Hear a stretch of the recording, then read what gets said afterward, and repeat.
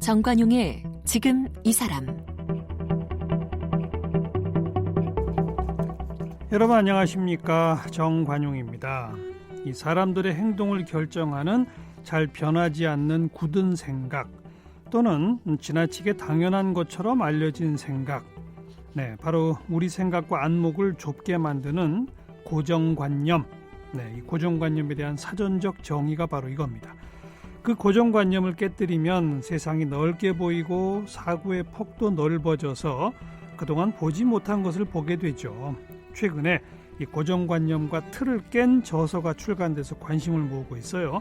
경제학자이면서도 그동안 미술 강의, 또 미술 관련된 저술, 화가, 또 직접 전시회를 열기도 하고 다양한 활동을 펼쳐왔던 국민대학교 김재준 교수가요, 15년 만에 발간한 베냐민 번역하기라는 제목의 책인데 무려 650페이지가 넘는 두툼한 책인데요. 제가 이렇게 넘겨봤는데 무슨 말인지 하나도 모르겠는 그런 난해하면서 괴상한 책을 펴내셨습니다. 오늘 국민대학교 김재준 교수 함께 만나봅니다.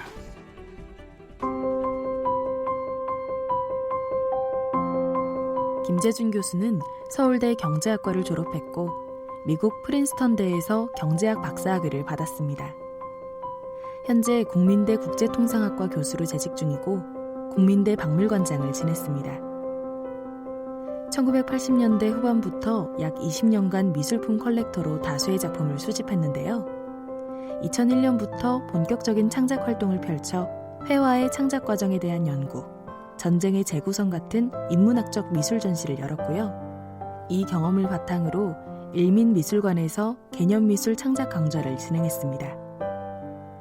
또 라틴어, 그리스어, 산스크리트어, 이탈리아어 등의 다양한 언어를 배우며 이를 기반으로 다양한 문학, 철학, 고전을 읽고 번역해보기를 시도했습니다.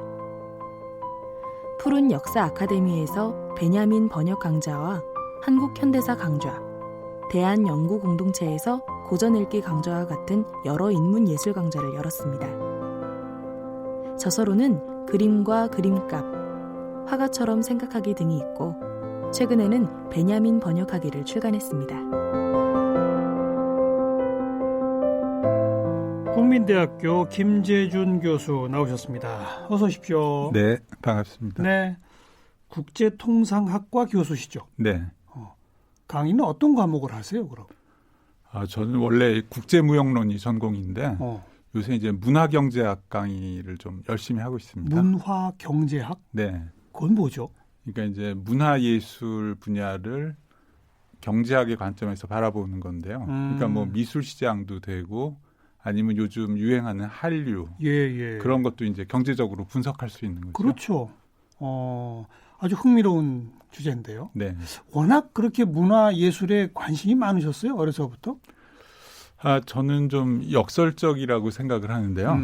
어렸을 때 이제 제일 싫어하는 과목이 미술이었거든요. 그래요. 그런데 이제 나중에 전부 이제 개발한 취미라고 그럴까?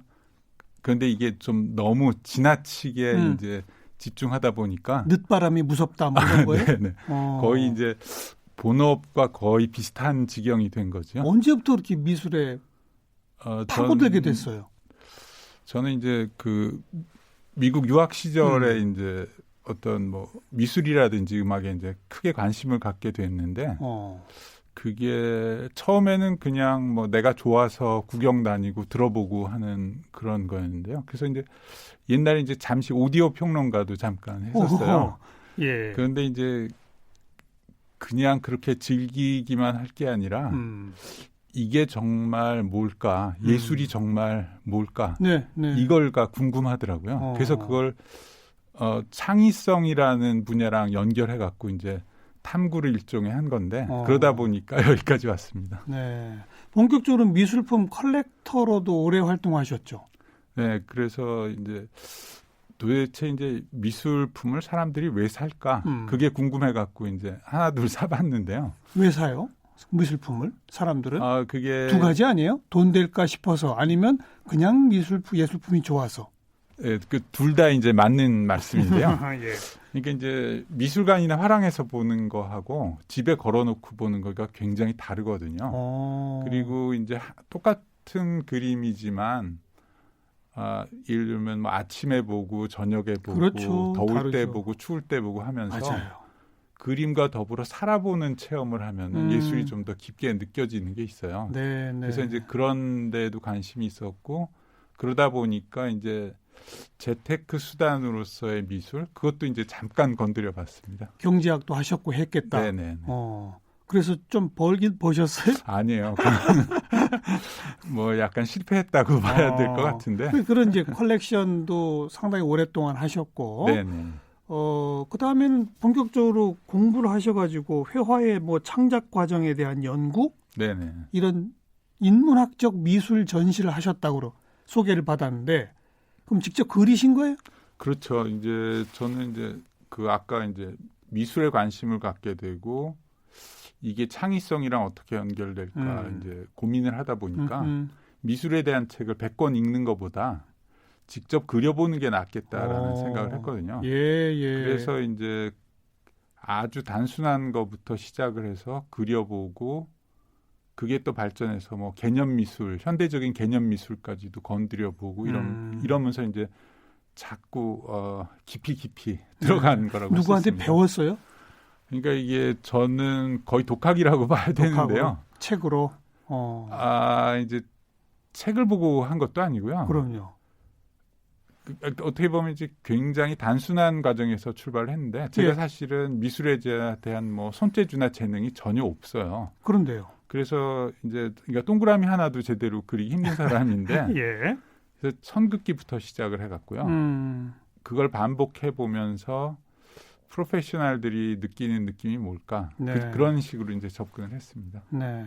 그런 전시회에 사람들이 많이 와서 작품들을 봅니까? 그러니까 뭐 그렇게 많이 와서 본 건 아니죠. 몇 사람에도 와서 보고 보죠. 뭐라고 평을 해요?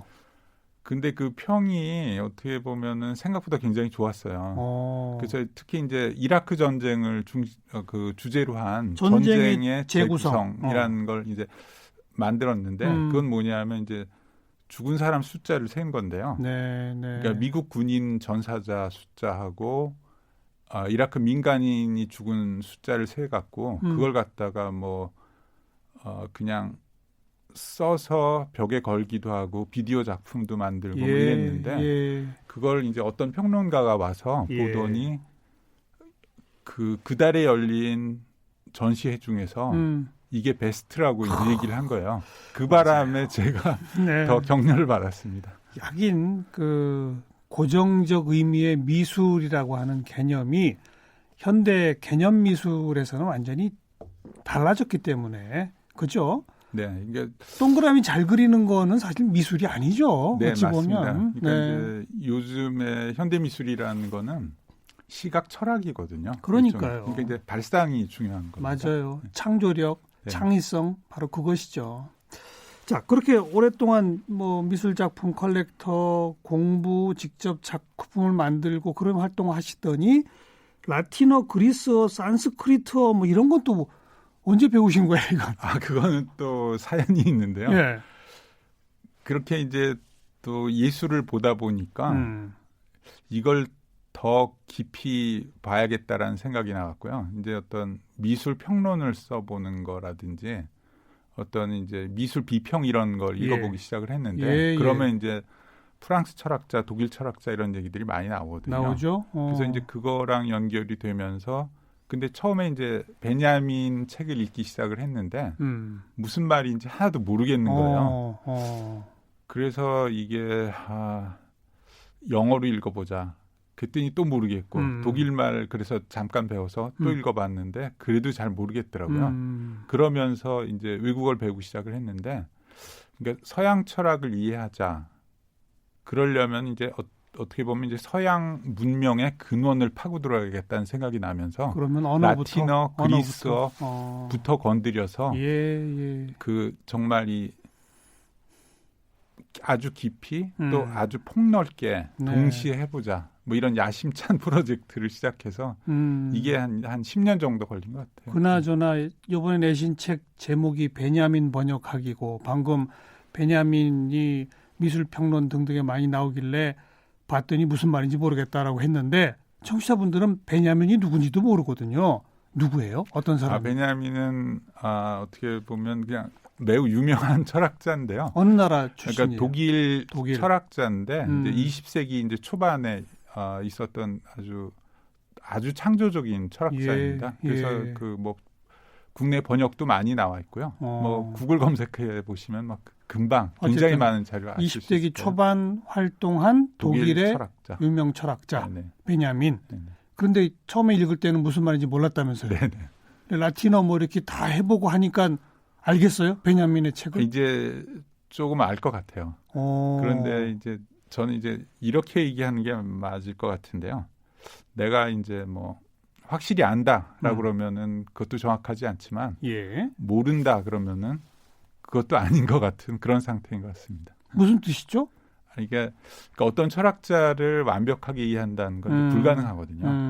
그러니까 이제 내가 할 수 있는 한에서 가장 깊이 들어가 봤는데 왜 번역을 해봤느냐 하면은 번역을 해보는 게 제일 좋은 공부거든요. 예, 그렇죠. 그래서 그 사람의 작품을 제일 꼼꼼하게 읽게 되니까요. 그죠?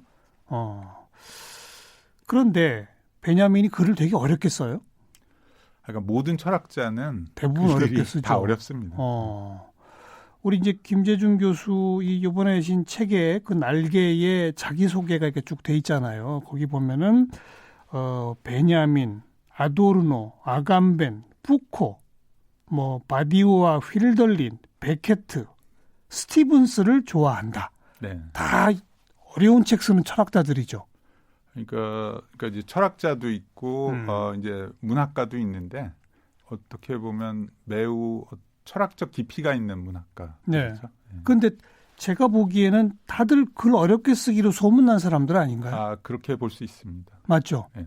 왜 특별히 이렇게 어렵게 쓰는 걸 좋아하는 사람을 좋아하세요? 그러니까 제가 생각할 때는요.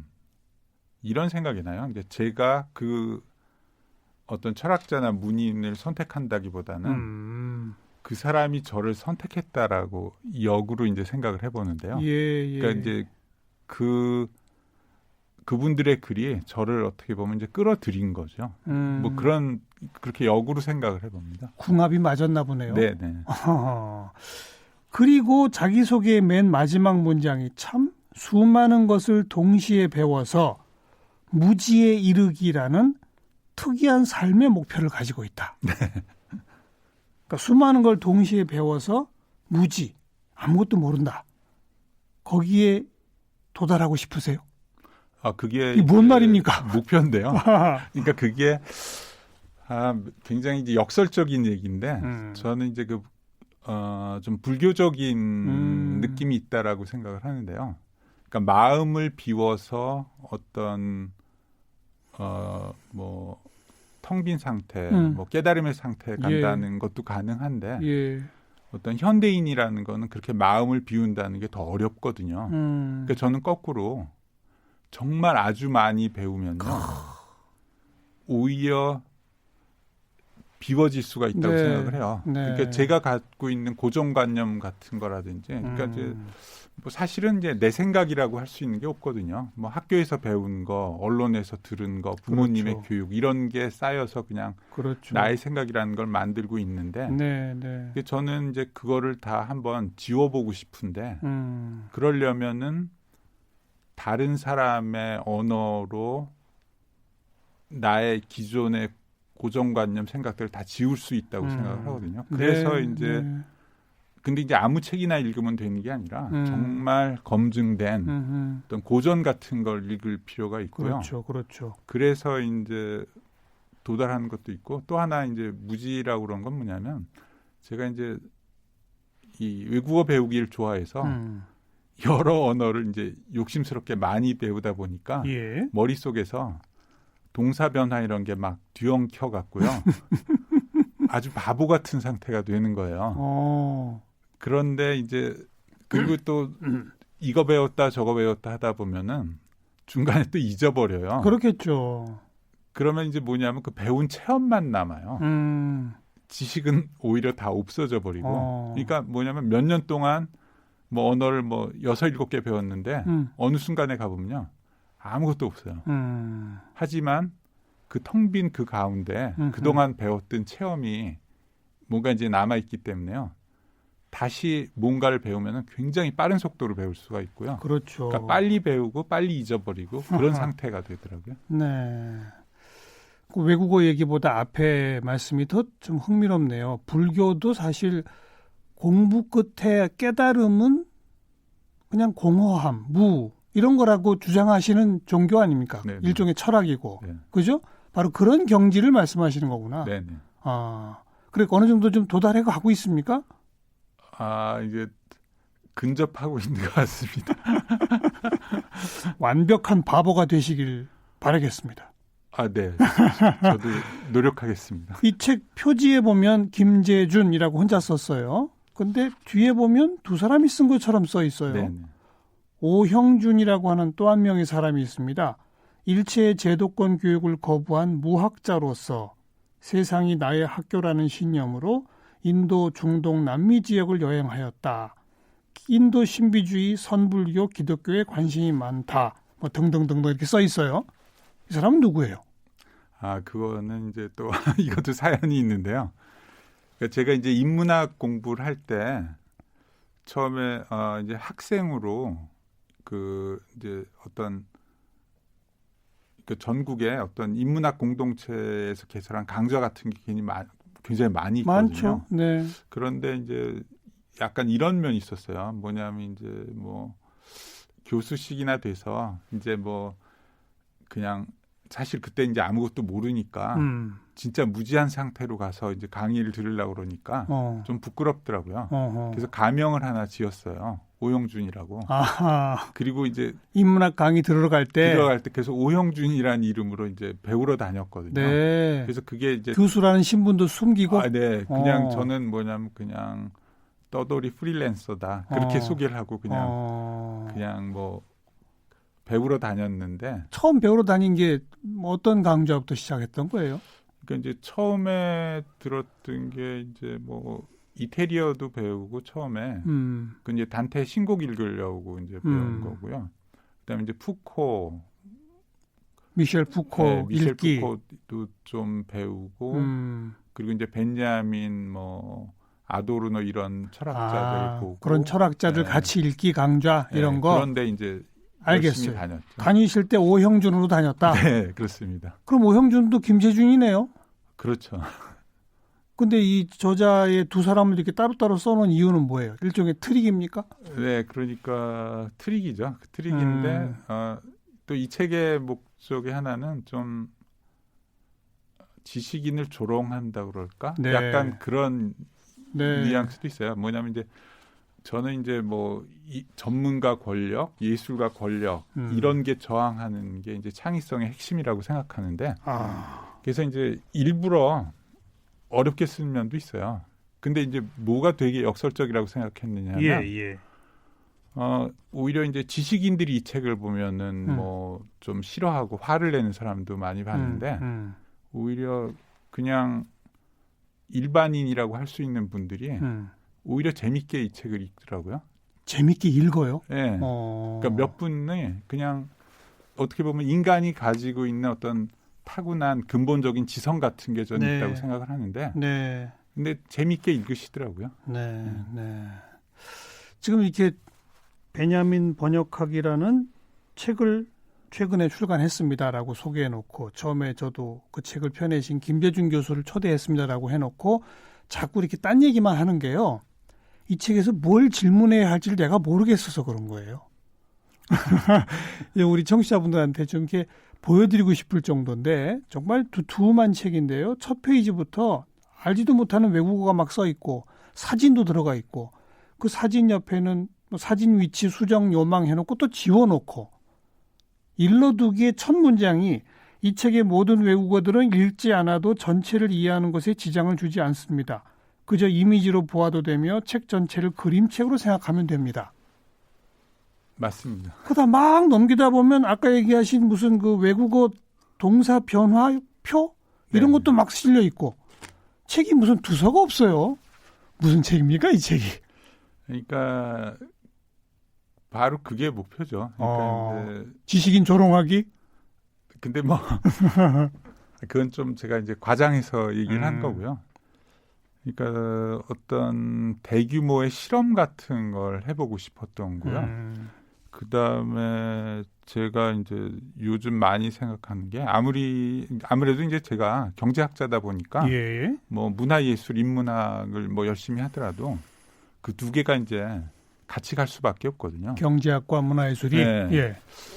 그래서 이제 뭐 다른 곳에서도 이제 가끔 얘기하는 주제이긴 한데, 그러니까 경제 성장과 예술이라는 게 이제 굉장히 상관관계가 있는데, 네. 저는 이제 경제 성장 초기에는 경제가 발전하면 그것에 따라서 이제 문화예술이 발전하는 게 맞는데 일정 단계가 넘어서 예를 들어서 이제 한국이 고소득 국가가 됐으면은 예. 그때는 문화예술이 발전해야 그래야 경제도 새롭게 도약할 수 있다라는 주장을 많이 하고 있거든요. 중요한 말씀이네요. 네. 중요한 말씀이네요. 그래서 지금 저는 이제 또 이런 말 하면 굉장히 이제 욕을 먹긴 하는데 어떻게 얘기를 하냐면 한국은 경제적으로는 선진국인데 문화적으로는 후진국이다. 이런 얘기를 제가 요즘에 가끔 합니다. 네. 근데 그 문화적으로 새로운 창의력과 창조성이 더 발현돼야 지금 경제적으로 좀 가다가 어찌 보면 멈칫하고 있는 거 아닙니까? 네. 요 단계를 넘어서려면 문화예술이 더 꽃피워야 한다. 네네. 결국은 그거로군요. 네네. 왜 그렇습니까? 역사적으로 또 그게 증명이 되나요?